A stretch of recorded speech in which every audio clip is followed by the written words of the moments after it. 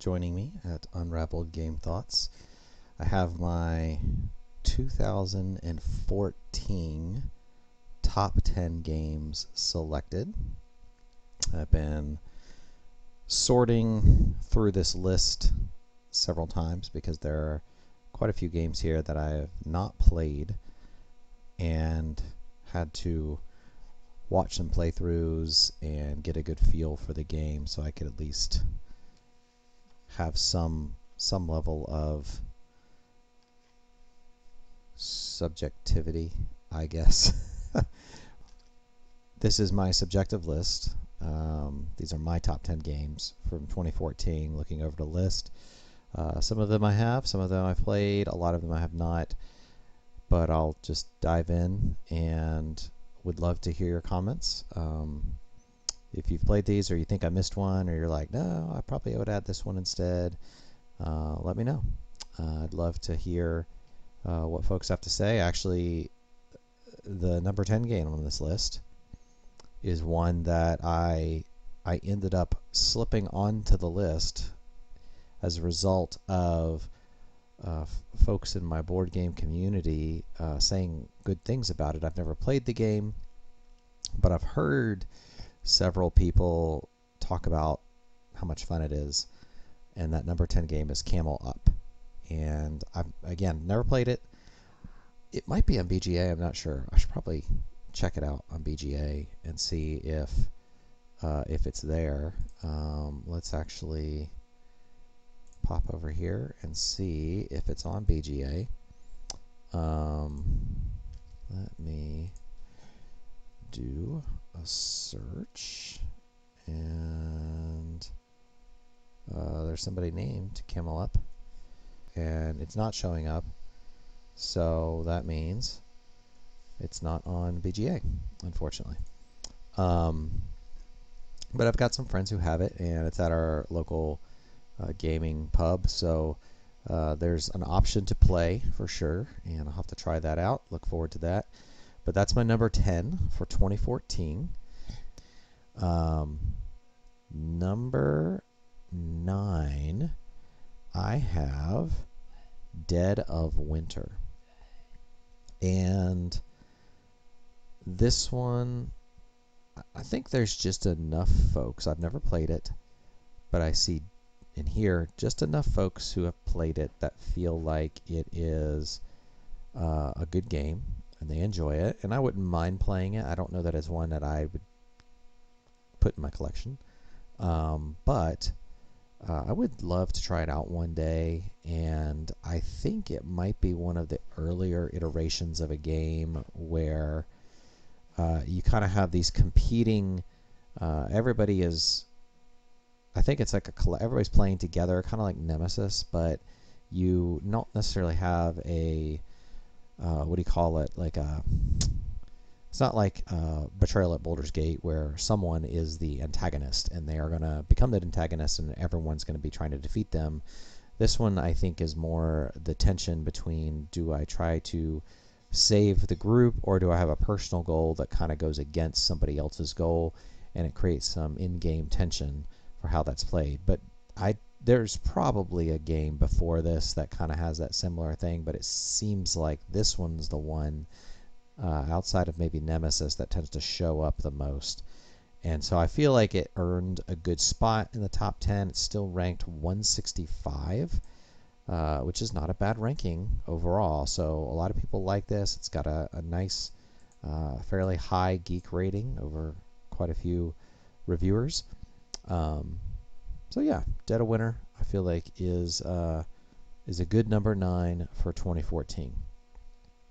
All right, number 8 is Star Realms. Now I can't remember where. Oh, here it is. It's at 135.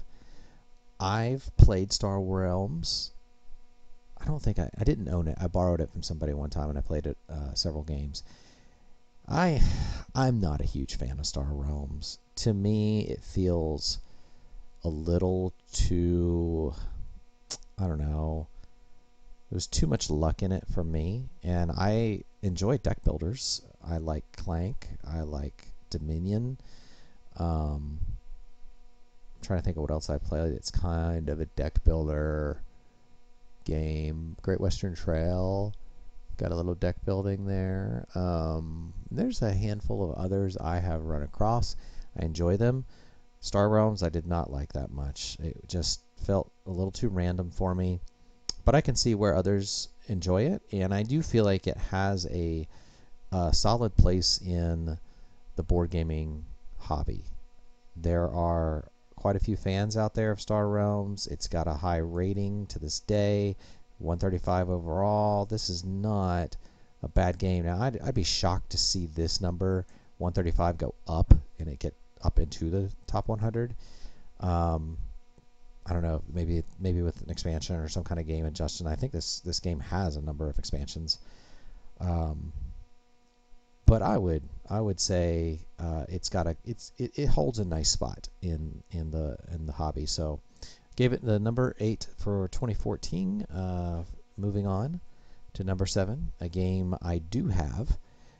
This is one of the games in my collection that is among my older games. It's one of the earliest modern ones that I think I got it as a Christmas gift one year, and have added inserts and stuff to make it easier to get out to the table.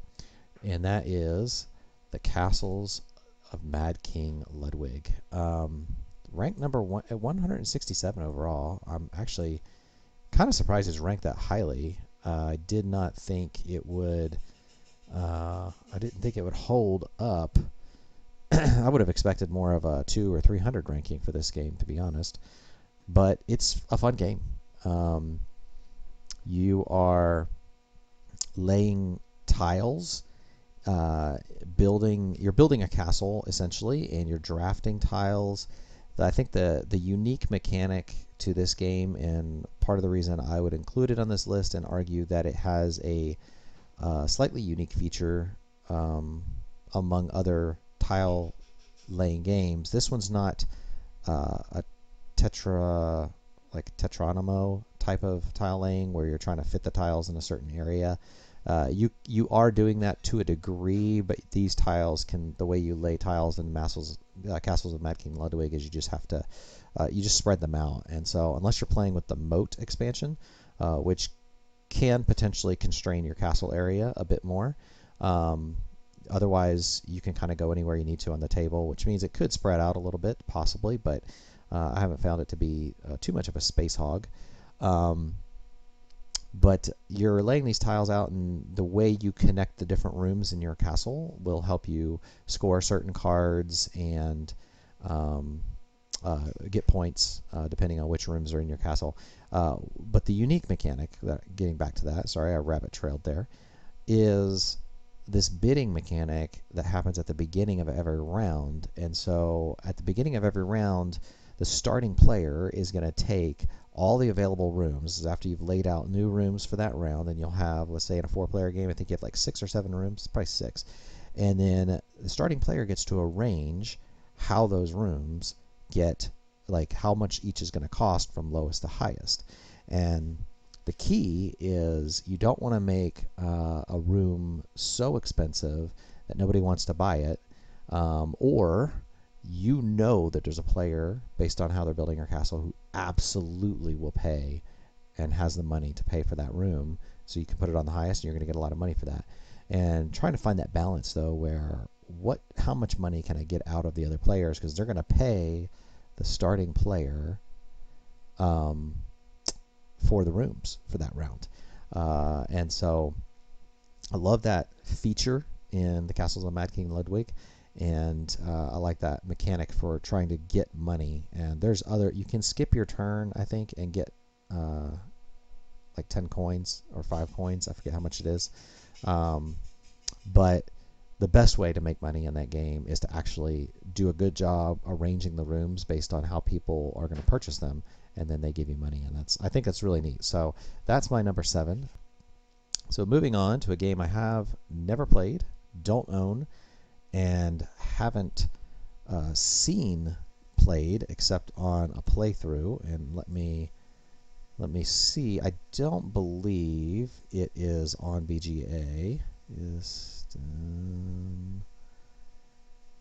Nope, it's not on BGA. It might be on Yakata.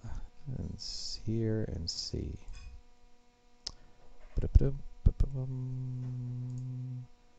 And nope, no Istanbul. So this seemed like a unique enough game. This is why I put it on my top 10 list, that you have kind of like you're sending out your workers and you're going back around and you're picking up those workers, and then you get to take the action wherever you put those workers down. And it sounded like a fun game. I think this is actually available at my local game shop. I just haven't played it. But I would love to try this one out someday. I can't tell if it's a game that I would want to have in my collection. I can't tell if it's one I'd want to pull out that often, but it is a pretty neat looking game, and it relatively, for especially for a 2014 game, it seems like it has pretty good art, and I like the tokens and pieces seem well designed. It looks like it has a good table presence, so yeah, this one I felt like almost seemed like it was a little bit ahead of its time in its table presence, and the look and feel of it remind me of some of the games that come out currently. Not necessarily with a bunch of miniatures and overproduced kind of things, Foundations of Rome or something like that, but just a good, solid, well crafted game that seems like it works well, and it's ranked. I mean, it's 144, so other people clearly like this game, and yeah, this is one I'd love to try it out and actually see how I really compare it with some other things out there. So, moving right along, a game that I have played for my number 5. I think I've played it. I know I've played a version, but I don't know if I've played this version. But it is a popular game. It's one of those games I could see eventually just not, like, other things will take the place of it possibly. It's Roll for the Galaxy. And it's my number 5. It seems like it's got a whole kind of like world that things like New Frontiers, and I think there's some other games out there too. I couldn't tell you which ones, but I think there's more than one that kind of utilize this world from Roll for the Galaxy and Race for the Galaxy. I think it's Race for the Galaxy I've played, but Roll for Galaxy I have not. But it holds a certain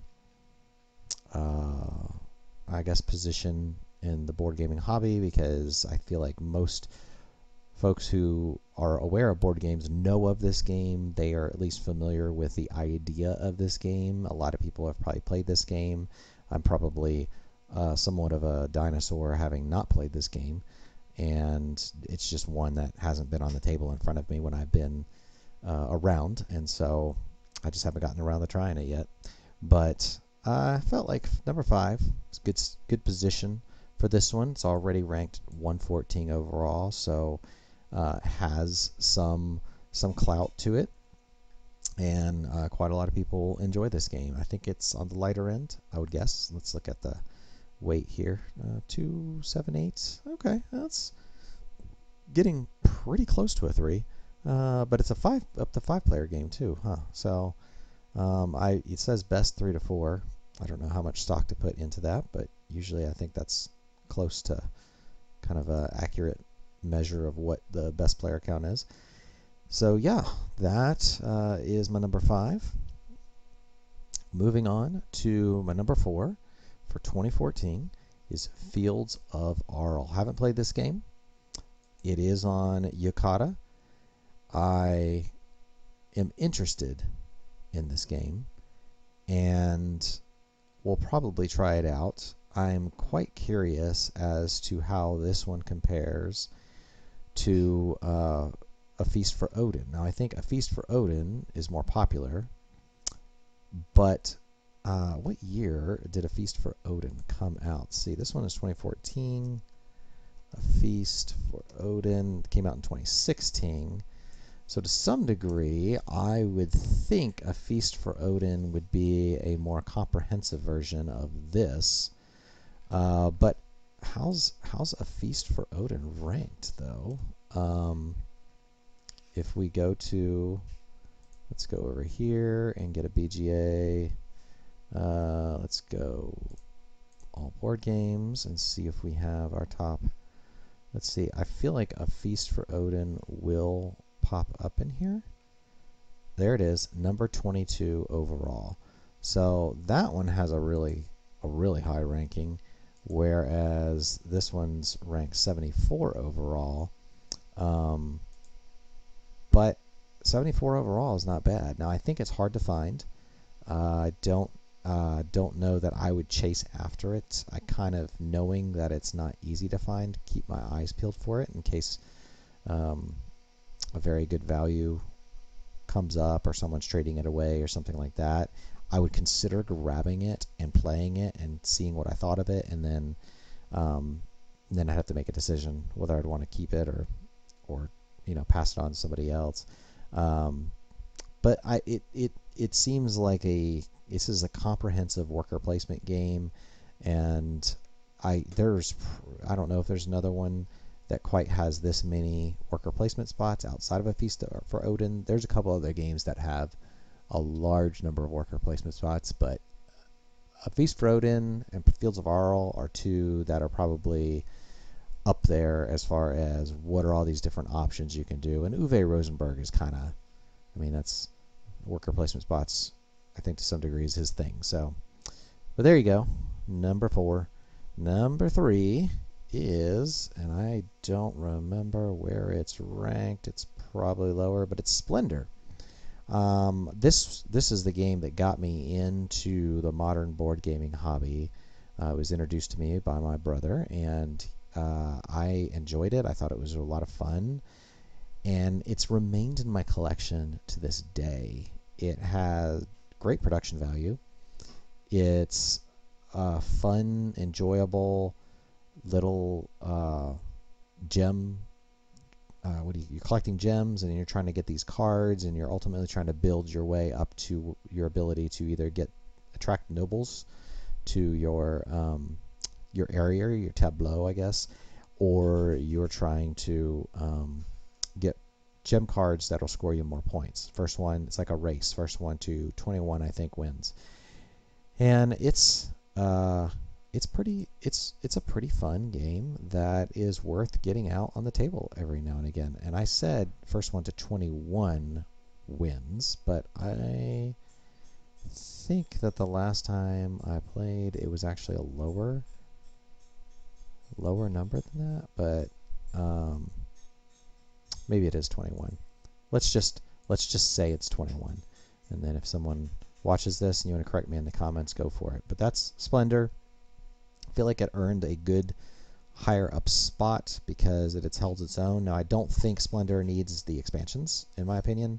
I know there's some add-ons, and I'm sure they're fine. I just have never been willing or felt like it was really necessary to pony up for the expansion material, because the base game by itself I think is a solid gateway game, and it's not real heavy. I'd guess about a 1.5 or something, 1.79 weight, so pretty easy to play, and just enough depth there to be a little bit more engaging than just an average board game.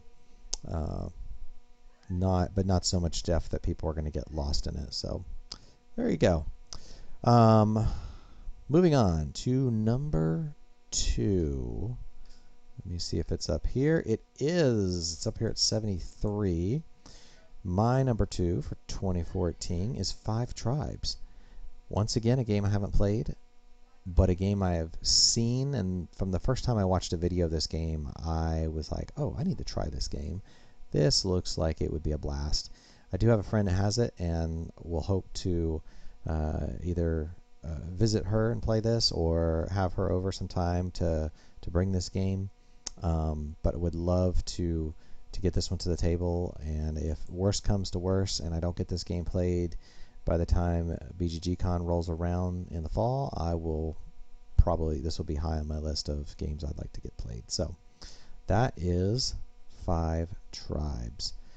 And then lastly, but definitely not leastly, is my number 1 game for this year, and it actually happens to be at the top of the list for 2014. Number 31 overall is Orleans. I have Orleans. I have blinged out my copy of Orleans. I think the only thing I don't have for it is metal coins, but I've 3D printed some box inserts, and got the little Board Game Geek Orleans chits that you can put in the bag, so they feel like the what do you call it, the Quacks of Quedlinburg. If you have the fancy chits that you can put in the bag, my copy of Orleans has those, so it's pretty fun. This is one I would like to get the 5th player add-on. I only have the base game at this point, but most of my upgrades came with the extras for the 5th player, and I'd love to get a 5th player just to be able to play with 5 players. I don't really know how it plays well with 5 players. I wonder what it says on the site here, but we can take a look. And it says it plays best at 4. So and this is 2 to 4. So I would be very interested in throwing in a 5th player to see how heavy that competition gets for the spots on the board, and for getting extra buildings that you can add to your area, and then create more action spaces for yourself. If you're not familiar with Orleans, the bag building, not area control, bag building, sort of little bit of tableau building, maybe some set collection type of things going on as you're collecting. You move around another board that has different ingredients, wheat, wine, and some other or brocades. I guess they're not really ingredients, they're more like merchant goods, and you collect those, and you can trade them in for points, or there's always an event that happens, and during an event like a drought, you have to pay certain goods, and so if you don't have those goods on hand, then you will lose, I forget what you lose something. I kind of feel like you lose a worker. Somebody dies or something. It usually tells you on the event what happens. But very enjoyable game.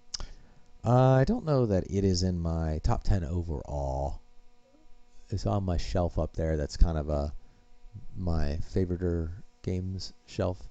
But I'm not sure if it's probably in my top 20 and overall, but it's definitely, I felt like, number 1 for 2014, easily among the games that were on this list. I felt like it was the best one on there, without a doubt. So there you have it, my 2014 top 10 list. And I'd love to hear what games you might feel like I have left out. I know there are some on here that are fairly well known that I ended up not putting on the list.